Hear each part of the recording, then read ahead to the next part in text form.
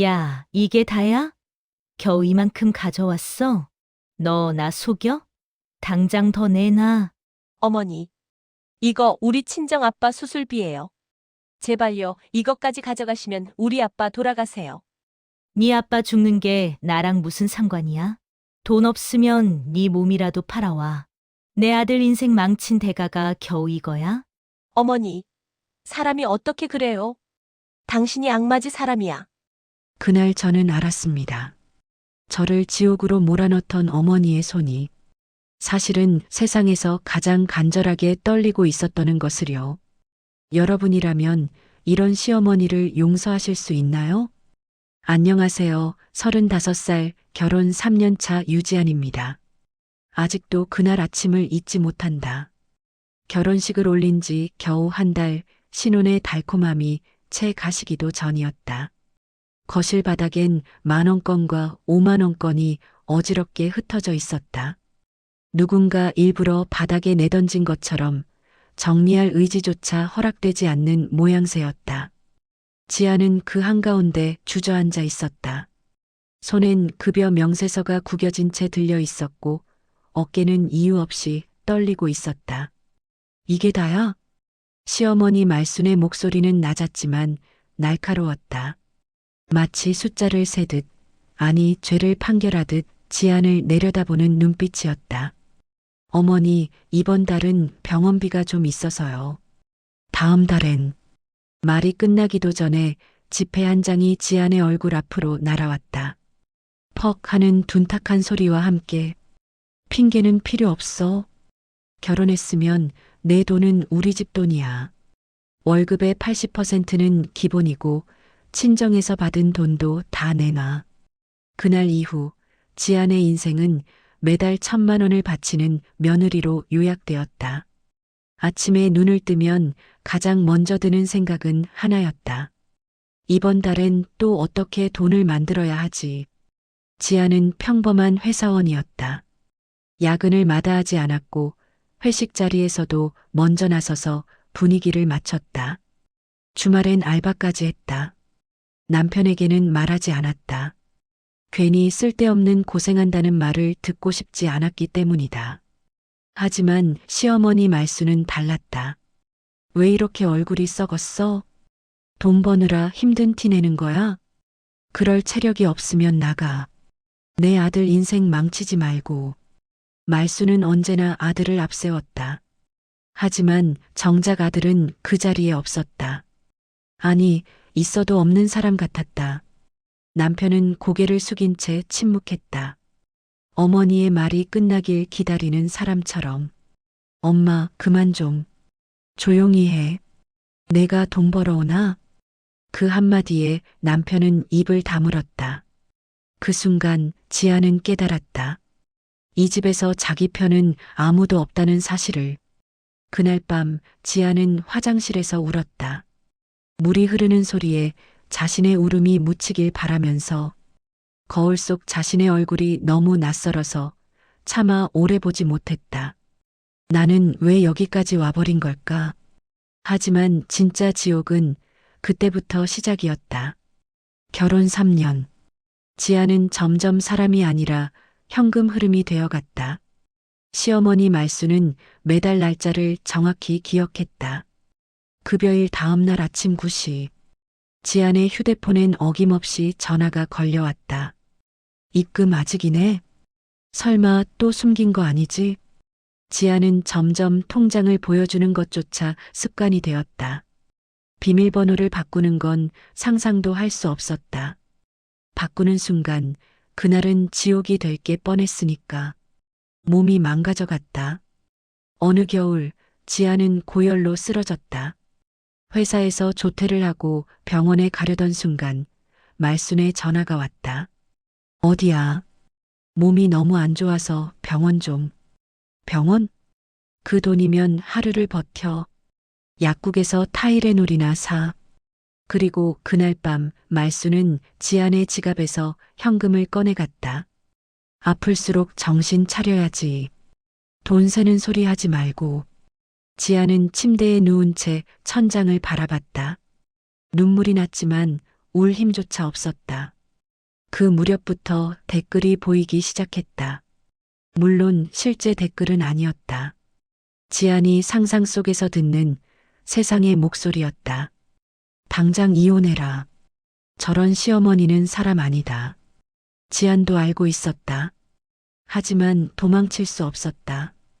도망치면 남편이 망가질 거라 믿었기 때문이다. 그러던 어느 날 남편의 휴대폰에서 낯선 메시지를 보게 된다. 어제는 좋았어. 다음엔 더 오래같이 있고 싶다. 손이 떨렸다. 심장이 내려앉는 느낌이었다. 지아는 그날 밤 처음으로 시어머니에게 울며 매달렸다. 어머니, 저 정말 더는 못 버티겠어요. 아들도 저 모양인데 제 돈까지 다 가져가시면 저더러 죽으라는 거잖아요. 말수는 잠시 지안을 내려다봤다. 그리고 아주 차갑게 말했다. 죽긴 왜 죽어. 돈 없으면 몸으로 때워. 내일 새벽에 나랑 어디 좀 가자.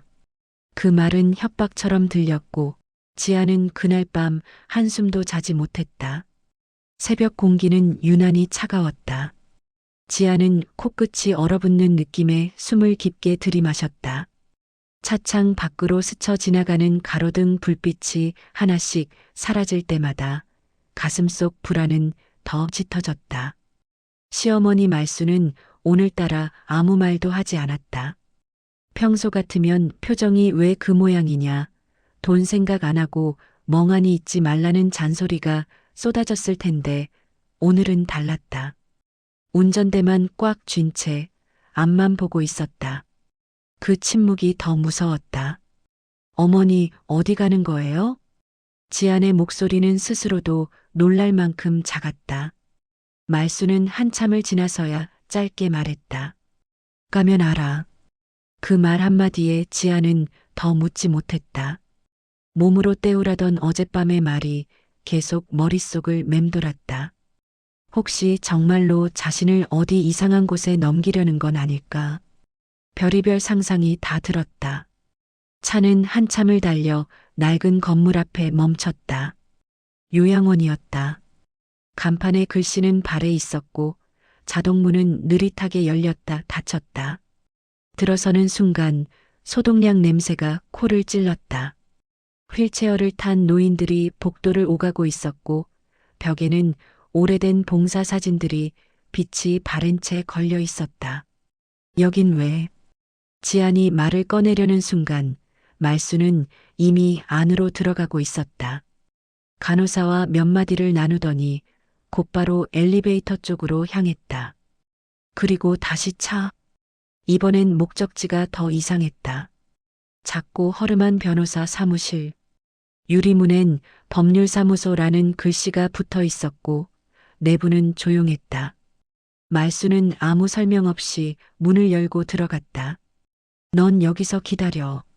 지아는 반사적으로 고개를 끄덕였다. 의자에 앉은 채 문이 닫히는 소리를 들었다. 딱 하고 문이 닫히는 순간 세상에서 혼자 남겨진 기분이 들었다. 복도엔 형광등 하나가 깜빡이고 있었고 벽지는 군데군데 들떠 있었다. 시계 초침 소리만 유난히 크게 들렸다. 왜 요양원과 변호사 사무실을 같이? 이게 대체 무슨 조합이지? 머릿속이 복잡해질수록 심장은 점점 더 빨리 뛰었다. 그때였다. 툭! 가벼운 소리와 함께 무언가가 바닥에 떨어졌다. 지안의 시선이 자연스럽게 아래로 향했다. 말순이 들고 들어간 낡은 가방 옆에서 얇은 통장 하나가 바닥에 떨어져 있었다. 지안은 망설였다. 남의 물건을 함부로 보는 건 옳지 않다는 걸 알고 있었다. 하지만 손은 이미 통장을 집어들고 있었다. 통장은 오래되어 표지가 헤어져 있었고 고무줄로 몇 번이나 묶었다 풀었던 흔적이 남아 있었다. 그리고 그 이름을 보는 순간 지안의 숨이 멎었다. 유지한 희망 기금. 뭐야 이게? 자신의 이름. 분명히 자신의 이름이었다. 심장이 쿵 하고 내려앉았다. 손끝이 떨려서 통장을 제대로 잡을 수 없었다. 지아는 조심스럽게 첫 장을 넘겼다. 그리고 숫자를 보는 순간 머릿속이 하얘졌다. 거기엔 지안이 지난 3년 동안 시어머니에게 건넨 모든 돈이 한 푼도 빠짐없이 그대로 찍혀 있었다. 월급의 80%, 명절 상여금, 야근 수당, 친정 부모님이 혹시 모를 때 쓰라며 몰래 쥐어준 비상금까지 모두. 그리고 그 아래엔 지안이 한 번도 본 적 없는 입금 내역들이 이어져 있었다. 노령연금, 기초생활수급비, 의료비 환급금. 금액은 상상 이상이었다. 수억 원에 가까운 숫자가 통장에 고요히 쌓여 있었다. 이게 어떻게... 지아는 그 자리에 그대로 주저앉았다. 통장을 든 손이 무릎 위로 떨어졌다. 그동안 자신이 알고 있던 모든 이야기가 산산이 부서지는 기분이었다. 돈에 미친 시어머니, 며느리를 착취하는 악마, 자기 치료비조차 아까워하는 인간. 그 모든 이미지가 이 통장 하나로 흔들리고 있었다. 그럼 어머니는... 지안의 눈에서 눈물이 흘렀다. 이번엔 억울해서도 분해서도 아니었다. 이유를 알 수 없는 혼란과 두려움 때문이었다. 그때 문이 열리는 소리가 났다. 지안은 화들짝 놀라 통장을 가슴에 끌어안았다. 변호사와 함께 나온 말순이 복도 끝에 서 있었다. 말순의 얼굴은 지안이 알던 그 표독스러운 얼굴이 아니었다. 피곤했고 말라 있었고 어딘가 오래 참고 버틴 사람의 얼굴이었다. 말순의 시선이 지안의 손에 들린 통장으로 향했다. 아주 짧은 순간 말순의 눈동자가 흔들렸다. 그리고 지안의 인생을 송두리째 바꿀 진짜 진실이 입 밖으로 나오기 직전이었다. 복도는 숨막힐 만큼 조용했다. 형광등 아래 말순과 지안의 시선이 공중에서 부딪혔다. 지안의 손엔 아직 통장이 들려 있었다. 말순은 그걸 보는 순간 아무 말도 하지 않았다. 소리를 지르지도 빼앗지도 않았다. 그저 한숨처럼 낮은 숨을 내쉴 뿐이었다. 맞구나. 그 한마디에 지안의 심장이 철렁 내려앉았다. 어머니, 이게 뭐예요? 지안의 목소리는 갈라져 있었다. 억울함도 분노도 아니었다. 설명할 수 없는 공포였다. 자신이 믿어왔던 악이 무너지고 있다는 공포. 말순은 천천히 의자에 앉았다. 변호사는 잠시 고개를 숙인 채 서류를 정리하다가 조용히 자리를 비켰다. 복도엔 두 사람만 남았다. 말순은 한참 동안 말이 없었다. 마치 어디서부터 이야기를 시작해야 할지 스스로에게 묻는 사람처럼. 그리고 입을 열었다. 내 남편 말이다. 그 이름이 나오는 순간 지안의 심장은 본능적으로 더 빨리 뛰기 시작했다. 결혼하기 전부터, 아니, 그보다 훨씬 전부터 도박을 했어. 지안의 눈이 커졌다. 처음엔 주식이었지. 그 다음엔 코인. 그리고 사채? 말순의 목소리는 담담했다. 너무 담담해서 오히려 더 잔인하게 들렸다. 걔가 내 이름으로 뭘 하려 했는지 아느냐? 지아는 고개를 저었다. 아니, 고개를 젓고 싶었다. 듣고 싶지 않았다. 내 명의로 대출, 내 명의로 보증, 내 이름으로 빚을 뒤집어 씌우려고 했다. 순간 숨이 막혔다. 그 애가 처음 그 얘기를 꺼냈을 때 난 그 자리에서 쓰러질 뻔했다. 말순의 손이 미세하게 떨렸다. 지아는 그제야 처음으로 깨달았다. 시어머니의 손이 이렇게 가늘었는지. 내가 착한 걸 알았거든. 너라면 괜찮다고 했을 거다. 사랑이라는 말 하나에 내 인생을 다 내줄 여자라는 걸. 지안의 눈에서 눈물이 떨어졌다. 자신도 부정할 수 없었다. 정말로 그랬을 것이다. 그래서 선택했다. 내가 악마가 되기로. 말순은 고개를 들었다. 그 눈빛엔 후회도 망설임도 없었다. 오직 결심만 있었다. 내가 내 돈을 다 가져가면 그 애는 손을 못 댄다. 내가 미워하고 증오하면 이 집을 떠날 준비를 하게 된다. 지아는 입을 막았다. 몸이 떨려서 말을 할 수가 없었다. 내가 나를 미워하는 게 내 인생을 지키는 방법이라고 생각했다. 그 말은 지안이 들을 수 있는 말 중 가장 잔인했고 가장 따뜻했다. 그래서 일부러 더 모질게 굴었다. 병원도 못 가게 하고 돈도 더 빼앗고 내가 더는 못 버티겠다고 도망치게 만들려고. 지안의 머릿속에 그동안의 장면들이 폭포처럼 쏟아져 내렸다. 돈을 바닥에 던지던 날, 아파서 쓰러졌을 때의 차가운 말, 나가라고 소리치던 얼굴, 그 모든 게 연기였다는 사실에 숨이 막혔다. 그럼 남편은? 지안이 겨우 입을 열었다. 말수는 잠시 눈을 감았다. 그리고 아주 낮게 말했다. 버렸다. 지안은 숨을 들이켰다. 내 자식이지만 내 인생을 망치려 한 순간부터 난 그 애를 버렸다. 말수는 가방에서 서류 하나를 꺼냈다. 이미 여러 번 접혔다 펼쳐진 흔적이 남아 있었다. 절연각서, 재산 포기 확인서, 날짜는 이미 몇 달 전이었다. 너랑 이혼하면 이 돈은 전부 내 거다. 법적으로 손 못 대게 다 묶어놨다. 지아는 더 이상 서 있을 수 없었다. 무릎이 풀려 그대로 주저앉았다. 왜요? 왜 저한테 이런 걸? 말수는 한참을 지안을 내려다봤다. 그리고 아주 작게 말했다. 살아야 하니까. 그 순간 지안은 알았다. 이 여자는 며느리를 괴롭힌 시어머니가 아니라 자기 인생을 태워 다른 사람의 삶을 지키려 한 명의 보호자였다는 것을. 하지만 그 진실보다 더 무거운 말이 곧 이어질 줄은 지안도 몰랐다. 지안은 바닥에 주저앉은 채 고개를 들지 못했다. 통장은 여전히 손에 쥐고 있었지만 이제 숫자는 더 이상 보이지 않았다. 눈앞이 흐려졌고 귀에서는 웅웅거리는 소리만 들렸다. 그때 조용히 문이 다시 열렸다. 아까 자리를 비켰던 변호사가 서류철을 들고 들어왔다.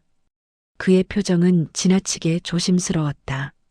마치 말을 꺼내는 순간 누군가의 인생이 완전히 무너질 걸 알고 있는 사람처럼. 지안 씨, 어머님께서 이 부분은 제가 설명드리는 게 맞을 것 같습니다. 지안은 고개를 들었다. 눈은 이미 퉁퉁 부어 있었고 입술은 하얗게 질려 있었다. 변호사는 서류 한 장을 조심스럽게 펼쳤다. 어머님은 현재 췌장암 말기이십니다.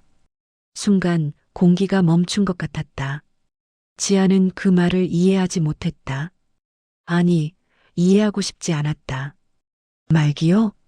목소리가 제대로 나오지 않았다. 말수는 아무 말도 하지 않았다. 그저 창밖을 바라보고 있었다.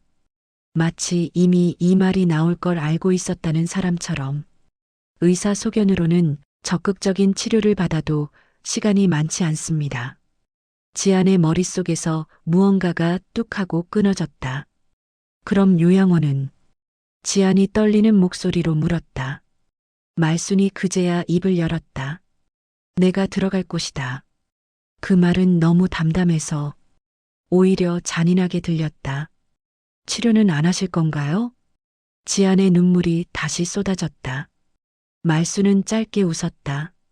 정말 짧고 힘없는 웃음이었다. 돈 아깝다. 그 돈은 내 거다. 지안은 고개를 세차게 저었다. 아니에요, 어머니. 치료받으셔야죠. 제가 다시 벌면 되잖아요. 그 말에 말순의 얼굴이 처음으로 일그러졌다. 그 말하지 마라. 목소리가 낮게 갈라졌다. 넌 이미 충분히 빼앗겼다. 더는 안 된다. 말순은 천천히 지안을 바라봤다. 그 눈빛엔 처음으로 시어머니가 아닌 어른의 얼굴이 담겨 있었다. 내가 치료를 받으면 이 돈이 줄어든다. 그럼 넌 또 참고 살 거다. 지아는 그제야 깨달았다. 이 여자는 끝까지 계산하고 있었다. 자기 몸보다 자기 생명보다 며느리의 미래를 먼저. 변호사가 말을 이었다. 어머님께서는 이미 모든 재산을 지안 씨 명의로 이전하는 절차를 마치셨습니다. 이혼 후에도 남편분이나 그 어떤 가족도 단 한 푼도 손댈 수 없습니다. 지아는 숨을 들이마셨다.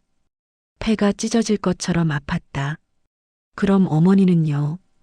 어머니는 이제 어떻게 하세요? 말수는 천천히 일어섰다.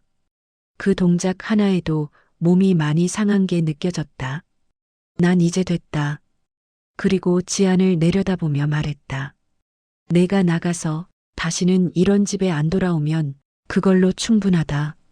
지안은 결국 울음을 터뜨렸다. 참았던 모든 감정이 한꺼번에 쏟아져 나왔다. 왜 저한테 이런 걸 하세요? 전 어머니한테 잘한 것도 없는데. 말수는 잠시 망설이다가 아주 작게 말했다. 그래서다. 착한 애는 누군가 지켜줘야 한다.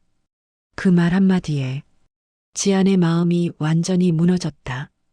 이 여자는 끝까지 자신을 드러내지 않았다. 끝까지 미움받는 역할을 선택했다. 그리고 끝까지 혼자 남을 준비를 하고 있었다. 그 사실이 지안을 숨쉬지 못하게 만들었다.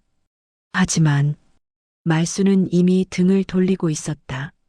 마치 남겨진 시간이 얼마 없다는 걸 스스로 너무 잘 알고 있는 사람처럼. 이혼 서류 위에 놓인 펜이 유난히 무거워 보였다. 지아는 한참 동안 그 펜을 바라보기만 했다. 손을 뻗으면 끝나는 일이었지만 마음은 쉽게 움직이지 않았다. 말수는 조금 떨어진 곳에 앉아 있었다. 여전히 팔짱을 낀 채 무표정한 얼굴이었다. 마치 이 모든 일이 남의 이야기인 것처럼. 왜 이렇게 뜸들여? 말순의 목소리는 예전과 다르지 않았다. 차갑고 딱딱했다. 도장 찍고 나가. 질질 끌 일 아니다. 지아는 그 말에 고개를 숙였다. 눈물이 떨어져 서류 위에 번졌다. 잉크가 번질까봐 급히 손등으로 닦아냈다. 어머니. 지아는 입술을 깨물었다. 저 그냥 이대로 있으면 안 될까요? 말순의 눈이 번뜩였다. 안 된다. 단호한 대답이었다. 단 한치의 여지도 없었다. 여기 있으면 넌 또 참는다. 사람은 그렇게 사는 거 아니다. 지아는 더 이상 아무 말도 하지 못했다.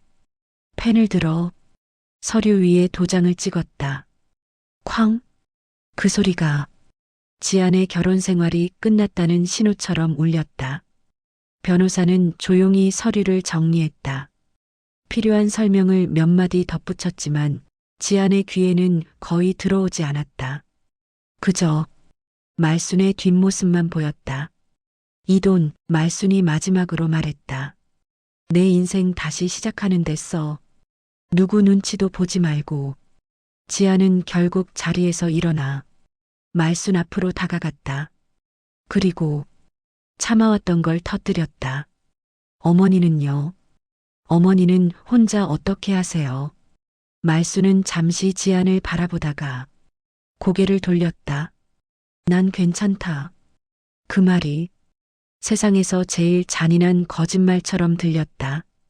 너 잘 사는 거 보는 게 내 마지막 낙이다. 지아는 더 이상 참지 못하고 말순을 끌어안았다. 마른 몸이었다. 생각보다 훨씬 가볍고 뼈가 그대로 느껴질 만큼. 말순의 몸이 잠시 굳었다가 천천히, 아주 천천히 지안의 등을 두드렸다. 툭, 툭. 서툰 손길이었다. 울지 마. 말순의 목소리가 떨렸다.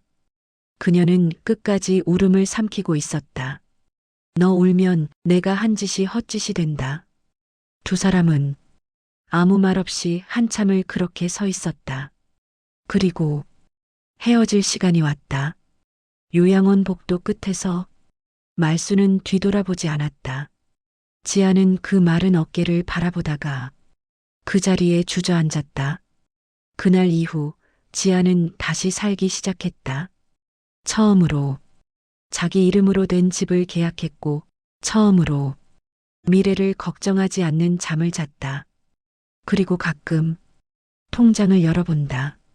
그 안에 담긴 돈보다 더 무거운 것이 무엇인지 지아는 알고 있었다.